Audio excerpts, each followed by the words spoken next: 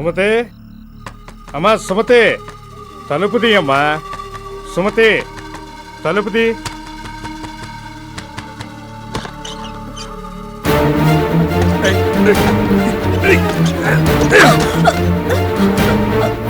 వద్దు, దగ్గరికి రావద్దు. వద్దు, నన్నేం చేయొద్దు. చంపేస్తాను. వద్దు, వెళ్ళిపో. నీకే చెప్తున్నాను. నాకు చాలా రోజులుగా సుమతి మీద ఒక కన్నుంది, కానీ నువ్వు దానికన్నా చాలా అందంగా ఉన్నావు.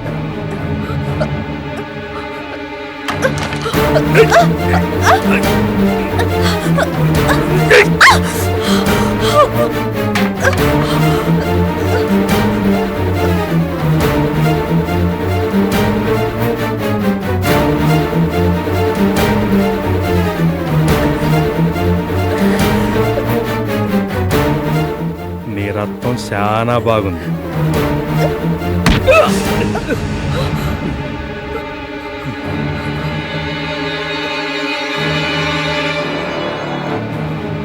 చంపేస్తాను. పోరా, ఏదో సచ్చినాడా, పోరా. మిమ్మల్ని తగలెట్టేస్తానే. ఏంట్రా ఏంట్రా నువ్వు తగలబెట్టేది? మళ్ళీ వస్తే కాళ్ళు ఇరగొడతాను. మిమ్మల్ని తలుపు గొళ్ళెం పెట్టుకుని జాగ్రత్తగా ఉండమన్నానా? ఎందుకు తలుపులు తీశారు? అతను తలుపు తట్టి మిమ్మల్ని పిలిచాడు. మీకోసమేమో లేరని చెప్తామని తలుపు తీశాను. ఇప్పుడు చూడండి, చేతికి ఎంత పెద్ద గాయమైందో.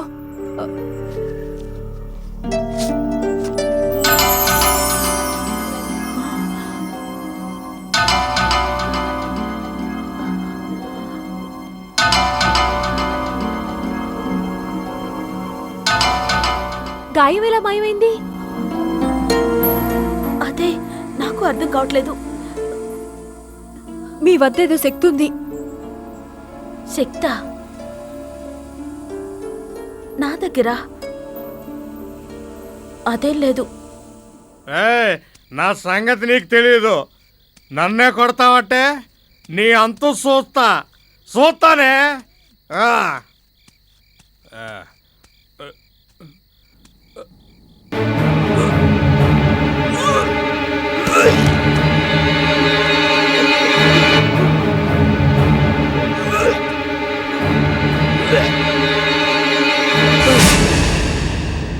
నిజం చెప్పండి, ఎవరు మీరు?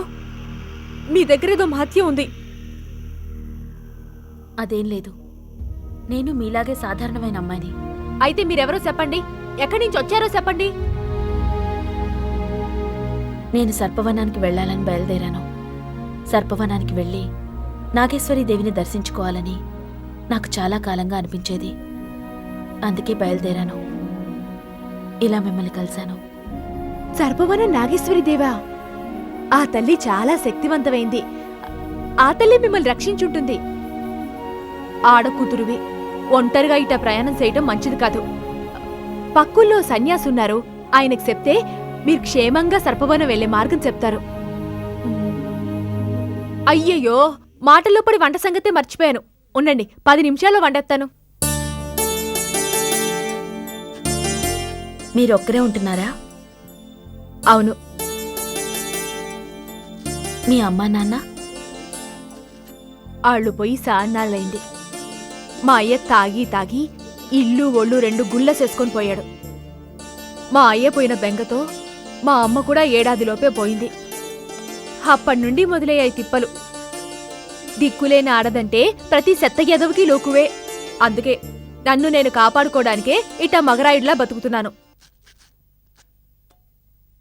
మీ బంధువుల్లో ఎవరినైనా పెళ్లి చేసుకుంటే నీకు రక్షణగాను తోడుగాను ఉంటుందిగా. పెళ్ళా?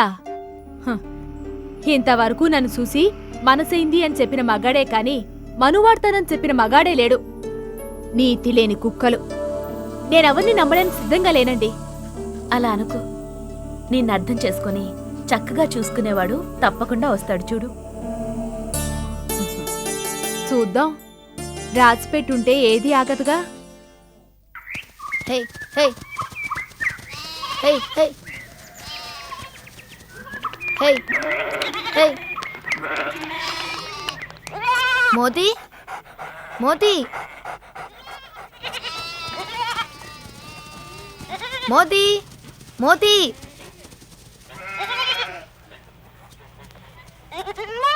మోతి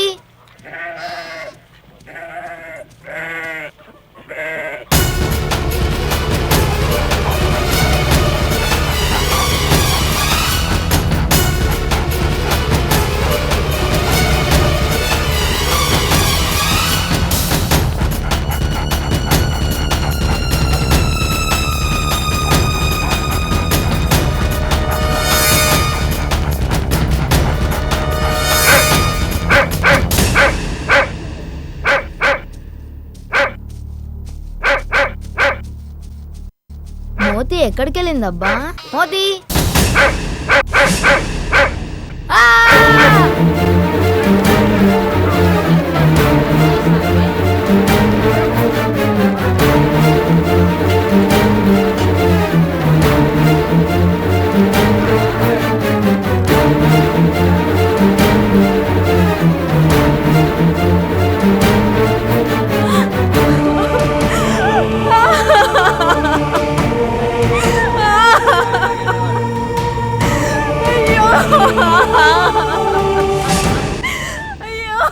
ఏమ్మా ఈవిడెవరు? అతని భార్య పిల్లలు సార్. ఏమ్మా వీడు ఎలా చనిపోయాడు అనుకుంటున్నావు? చెప్పమ్మా. సరే వీడిని చివరిసారిగా ఎప్పుడు చూసావు? నిన్న సాయంకాలం 5ంటికి అయ్యా నా కాడున్న డబ్బులు లాక్కుని సారా తాగడానికి వెళ్ళాడయ్యా. ఆ తర్వాత ఇంటికి రాలేదు. ఇంటికి రాలేదా? రాలేదయ్యా. ఆ, ఈ శవాన్ని ముందు చూసింది ఎవరు? నేనే సార్. నువ్వెలా చూసావురా? నేను గొర్రెలు మేపుతుంటే నా కుక్క చూసి అరిసింది సార్. అప్పుడే చూశాను. అలాగా? వీడు వెధవని, ఆడవాళ్ల పిచ్చి బాగా ఉందని విన్నాను. వీడి కన్ను ఏ ఇంటి మీద ఎక్కువగా ఉండేది?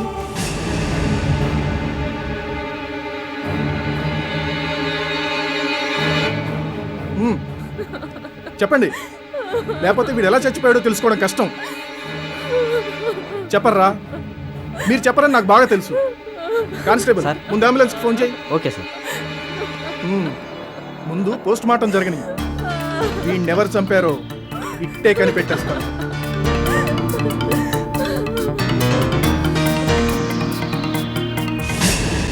చనిపోయాడా? ఎలా? ఎలాగో సచ్చాడు. ఎలాగో సావాల్సిన వాడే కదా. ఆడి బుద్ధి తగ్గట్టే జరిగింది. నిజమే, దేవుడున్నాడు. కాకపోతే ఆడి పెళ్ళాం పిల్లలే దిక్కులేనోళ్ళయ్యారు. పాపం, ఓసారెళ్ళి అతని భార్య పిల్లల్ని ఓదార్చొద్దామా? మీకేమైనా మతుందా? ఆళ్ళను ఓదార్చాల్సిన అవసరం మనకేంటి? ఆడు మీకు ఆపత్తలు పెట్టిన పాపానికే పోయాడు. సంతోషించండి. అలా కాదు సుమతి, ఇంతవరకు నా వల్ల ఎవరికీ ఏ హాని జరగలేదు. నిన్నతన్ని మనం తల మీద కర్రతో కొట్టాం. అందువల్లే చనిపోయాడేమోనని నాకు అనిపిస్తోంది. ఆడు మనం కొట్టడం వల్లేం చచ్చిపోలేదు. ఏ విసపురుకో కాటేసి చచ్చిపోయి ఉంటాడు. మీరిక దాని గురించి ఏం ఆలోచించకండి. సుమతి, ఓసారి వెళ్ళి చూసొద్దాం. లేకపోతే అతని చావుకి నేనే కారణమని నా మనసులో ఓ అపరాధ భావం ఉండిపోతుంది. మనిషి మంచిగా ఉండొచ్చు గాని అతి మంచితనం అంత మంచిది కాదు. మనం ఓసారి వెళ్ళి చూసి రావడం వల్ల నష్టమేమీ లేదు కదా. పద వెళ్ళి చూసొద్దాం. చాలా మొండిదాన్లా ఉన్నారు. ఎందుకండి అంత పట్టుదల? సరే పదండి. ఆడిని శవ పరీక్ష చేయడానికి ఆసుపత్రికి తీసుకెళ్లారు. ఆడి భార్య పిల్లలు ఆడనే ఉంటారు. పద వెళ్దాం.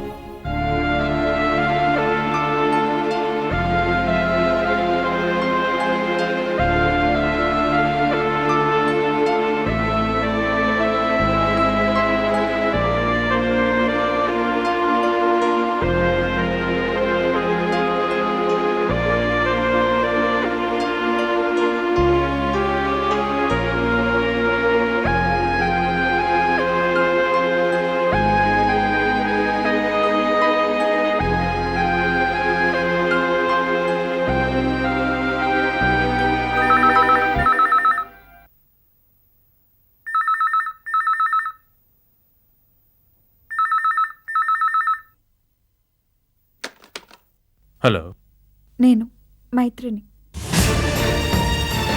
మైత్రి, ఎలా ఉన్నావురా? నాకేంటి, బాగానే ఉన్నాను. నా బెంగంతా నీ గురించే. నువ్వెలా ఉన్నావు? నాకేం పర్వాలేదురా, నేను బాగున్నాను. గొంతు నొప్పిగా ఉందా? నొప్పి కూడా అంత పెద్దగా లేదు. నువ్వు సరిగ్గా భోంచేస్తున్నావా లేదా? ఎప్పుడూ నా గురించే ఆలోచించకుండా కాస్త నీ గురించి కూడా ఆలోచించు. నేనెప్పుడూ ఆలోచించేది నీ గురించి, మన గురించి. అశోక్, 1వ తారీఖున మన పెళ్లి జరుగుతుంది కదూ? ఎటువంటి ప్రాబ్లం రాదు కదూ? ఎటువంటి ప్రాబ్లం రాదు. ఖచ్చితంగా మన పెళ్లి జరుగుతుంది. నువ్వు నీ certificates, ration card xerox, originals అన్ని సిద్ధం చేశావా? అన్నీ సిద్ధంగానే ఉన్నాయి అశోక్. మన పెళ్లి అందరి ఆమోదంతో, పెద్దల ఆశీస్సులతో పచ్చటి పందిరి కింద పట్టు బట్టల్లో నువ్వు నేను కూర్చుని వేద పండితుల మంత్రాలు సాక్షిగా నువ్వు నా మెళ్ళో తాళి కడతావని ఎన్నో కలలు కన్నాను. కానీ ఇప్పుడు ఇలా అనాథుల్లా దొంగ పెళ్లి చేసుకోవాల్సి వస్తుంది. ముందు నువ్వు ఫోన్ పెట్టవే. హలో మైత్రి, మైత్రి నాన్న.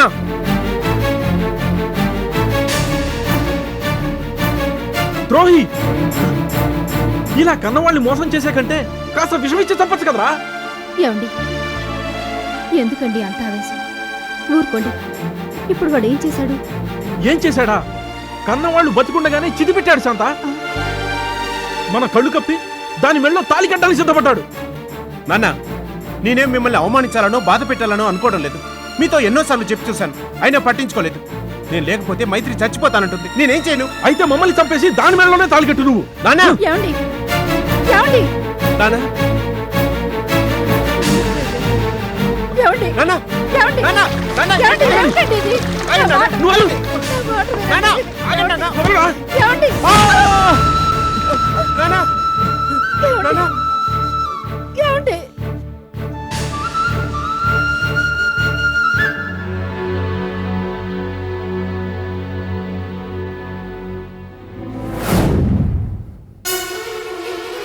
సత్యనారాయణ, ఏజ్ 53.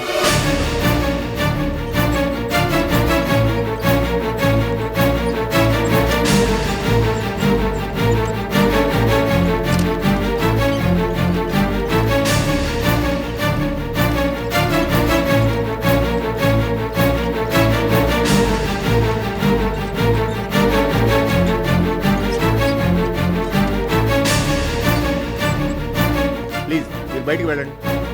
మీరు కూడా.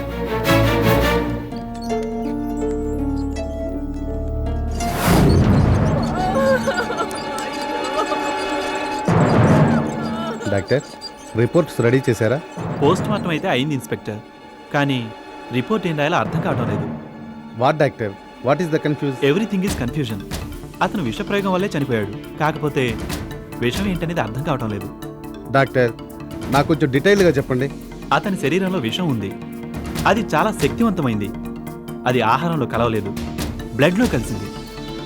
బ్లడ్లో కలిసిందంటే స్నేక్ బైట్ అయిండొచ్చని క్షుణ్ణంగా పరిశీలించాం. కానీ శరీరంలో ఎక్కడా పాము కరిచిన ఆనవాళ్లు లేవు. ఎండ్రిన్ వగైరా విష పదార్థాల్లో ఉండే విషశాతం 100 రెట్లు కలిస్తే ఎంత పవర్ఫుల్గా ఉంటుందో అంత పవర్ఫుల్ విషం అతని శరీరంలో ఉంది. అతని శరీరంలోకి విషం ఎలా వచ్చింది, అదేంటో నిర్ధారించలేకపోతున్నాం. Doctor, are you sure? Yes, I'm sure. It's a miracle in medical science. కారణం ఏమై ఉంటుంది? అదే అర్థం కావడం లేదు. తమ్ముడు, ఈ అమ్మాయిని ఎక్కడైనా చూసావా? అమ్మాయి చాలా బాగుంది. ఎవరు సార్? ఏయ్, మా అక్క కూతురు. ఇష్టం లేని పెళ్లి ఏర్పాటు చేస్తున్నారని అలిగి ఇల్లు వదిలి వచ్చేసింది. ఇంతకీ నువ్వు చూసావా లేదా? లేదు సార్. డాక్టర్, ఎలా ఉంది? Nothing to worry. తలకు గట్టిగా దెబ్బ తగలడం వలన బ్లడ్ క్లాట్ అయింది. స్కల్లో లిటిల్ క్రాక్ ఏమన్నా ఉందేమో అని కొద్దిగా డౌట్గా ఉంది. స్కాన్ చేసి చూద్దాం. డాక్టర్, మేము వెళ్ళి ఆయన చూడొచ్చా? ఓకే, వెళ్ళండి. Thank you doctor. Mister Ashok, 1 minute. ఆయన చాలా డిప్రెసివ్గా ఉన్నారు. Any problem? ఎస్ డాక్టర్, చిన్న గొడవ. అశోక్, ఇప్పుడు ఆయన డిస్టర్బ్ చేయటం, ఆయన మనసును బాధ పెట్టడం అంత మంచిది కాదు. ఇప్పుడు ఆయన్ని ఒత్తిడి గురి కాకుండా చూసుకోవడం మంచిది. Take care of him okay doctor. Please.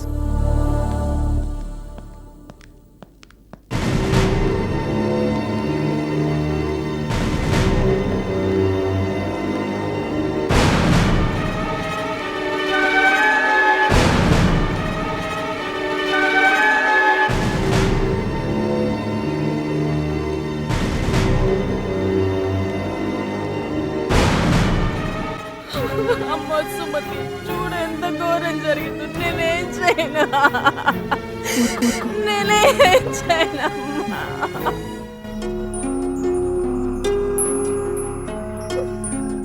Ashok, ఇప్పటికైనా నీకు అర్థమైందా? దైవవాక్కుని ధిక్కరిస్తే ఎవరికైనా ఇలాంటి గతి పడుతుంది. ముందు నువ్వు హాస్పిటల్లో చేరావు, ఇప్పుడు నేను.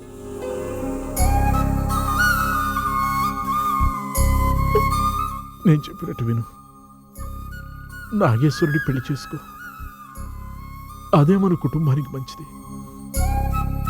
లేకపోతే ఇలాంటి అవస్థలు ఎన్నో పడాల్సి వస్తుంది.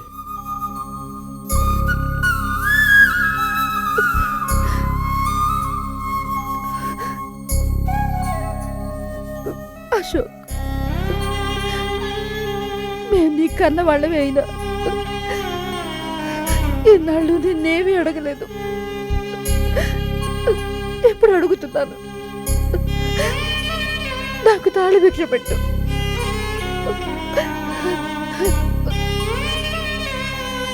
కావాలంటే నీ కాళ్ళు పట్టుకుంటాను.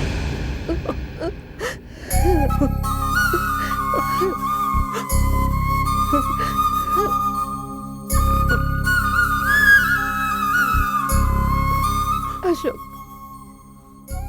వెళ్ళి నాగేశ్వరి ఎక్కడున్నా వెతికి తీసుకురారా. ఆ అమ్మాయిని పెళ్లి చేసుకోరా. ధైర్యంగా ఉండండి. మీకు మీ పిల్లలకి ఏదో ఒక అండని ఆ భగవంతుడే ప్రసాదిస్తాడు. దేవుడి మీద భారం వేయండి, అంతా ఆయనే చూసుకుంటాడు. సుమతి,